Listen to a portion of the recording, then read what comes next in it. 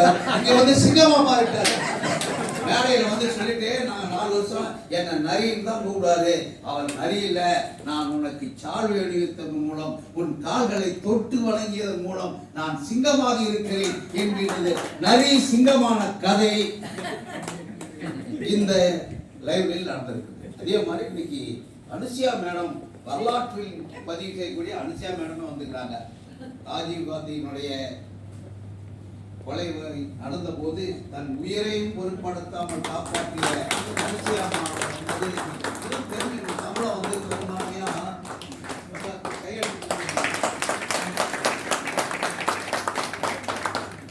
வந்து பெரும்பான்மையா வெளியில அறிமுகப்படுத்துறது இல்லை.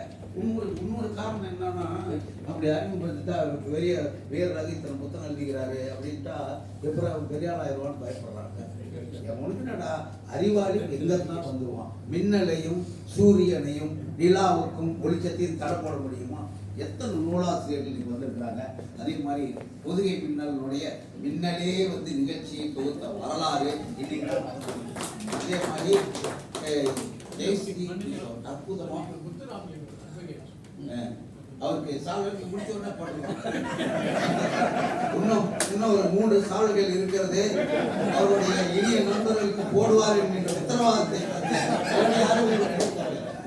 என்ன இன்னைக்கு பாருங்க, கம்பீரமா அக்னி பாருங்க எல்லாருக்கும் பாட்டுக்கலாம். அப்ப இப்போ 3 சால்வைகளுடைய பெயரை இப்போது அவர் நினைவுபடுத்துவதற்கு அந்த அறிமுகம். இப்ப நாம அறிமுகப்படுத்தும் போது அவர் நன்றிகார் யாருக்கா விட்டு போட்டோமா அப்படிங்கிறத பண்ண ஆரம்பிச்சிடலாம். அது மாதிரி வந்துடும்.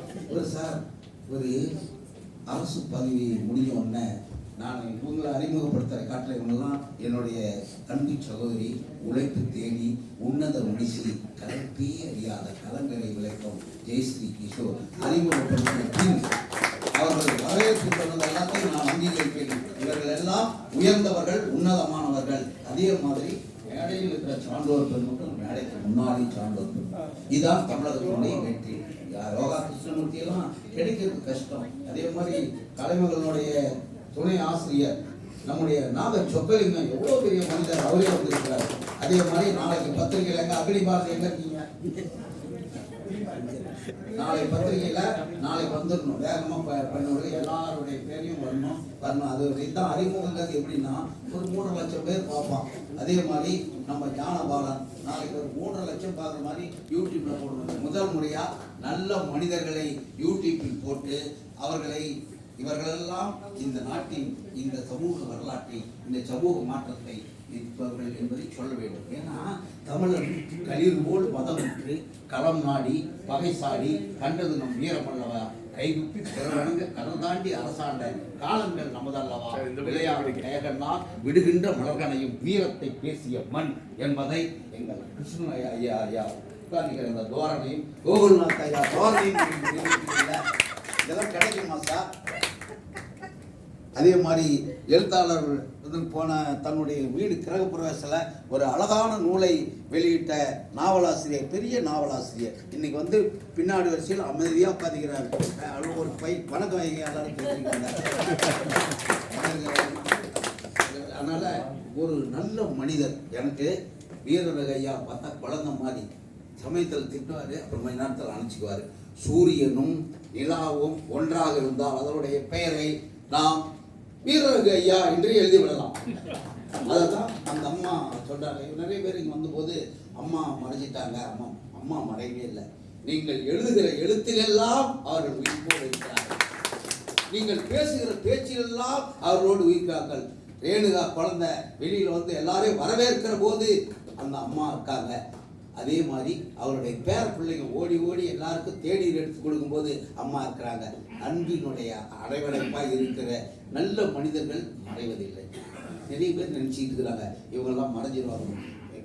நல்ல மனிதர்கள் எப்போதும் மறைவதில்லை. காலம் தொட்டு அவங்களுடைய எழுத்து மறையாது. அந்த எழுத்துக்கு காரணமான வீரரையா இதே போல் இளமையாக இருங்கள், இன்னும் கம்பீரமாக இருங்கள், எல்லாம் இன்னும் சாதிக்க வேண்டும். ஏனென்றால் நீங்கள் அவர் சொன்னார், நாங்கள் சந்திச்சு 40 வயசு எங்களுக்கு வயது ஆகவில்லை. இப்போதுதான் உங்களுக்கு இளமையே திரும்பி இருக்கிறது.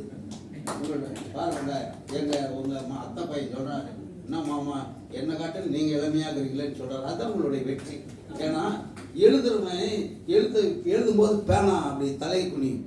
பேனா தலை குனிஞ்சா எழுத்து எழுந்து நிற்கும். எழுத்து எழுந்து நின்றால் தமிழ் சமுதாயம், தமிழ் இனம், தமிழுடைய மொழி, தமிழுடைய வரலாறு, தமிழுடைய கலாச்சாரம், பண்பாடு அதெல்லாம் வளரும். அதை எழுதுவதற்காக கிடைத்த ஒரு மிகப்பெரிய ஆளுமை மக்கள் தலைவர் வீரராக என்பதை இந்த பாடலாசிரியர் தம்பி இன்னைக்கு வந்திருக்கிறாரு. அப்படி இப்போ திருக்குறளுக்கு இசையமைச்சிட்டு இருக்கிறான் தம்பி. சில வரையில் ஒரு படத்தை இயக்குறான். இது மாதிரி இருக்கும்போது சான்றோர் பெருமக்கள்லாம் உட்கார வச்சு அவங்கள மரியாதை பண்ணுங்க. எத்தனை நாளைக்கு சினிமாக்காரன் பின்னாடியோ அரசியல்வாதி பின்னாடியோ பொறுக்கியும் சாராயம் வித்து அவர் போய் சாலில் போட்டு கட்டவர் வச்சு என் தமிழனை வீணாக போன தமிழனை நீ மாறிவிடு, உனக்கான ஒரு மாற்றத்தை ஏற்படுத்துவதற்காக எழுதுகிறார் வீரரகு. இப்போதான் ஒரு மாற்றம் வந்திருக்கு. எழுதுகிறார் வீரரகு, ஏற்றம் இனி பிறக்கும், மாற்றம் இனி மலரும், நாளெல்லாம் எழுத்திலே எழுந்து நிற்பார், ஏற்றம் பிறவே உழைத்து நிற்பார், அல்லிலும் பகலிலும் அலைச்சலின் நடுவிலும் தொல்லைகள் பலவையும் தோளிலே தாங்கி நல்லவையை எழுப்ப நடப்பதற்கு நாளும் எழுதுகிற மக்கள் தலைவர் வீரரகு வாழ்க வாழ்க.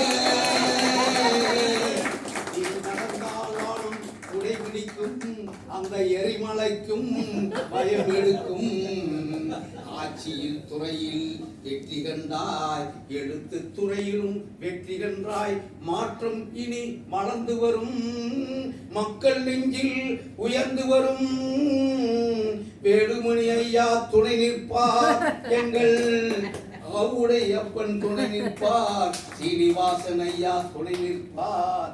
இனி எழுதுங்கள் எழுதுங்கள், விருதுகள் வந்து குவியட்டும், வித்தக பெருமானார் பொன் புகழ் உயர்ந்திட அறிமுக உரையை நிறைவு செய்கிறேன். நன்றி.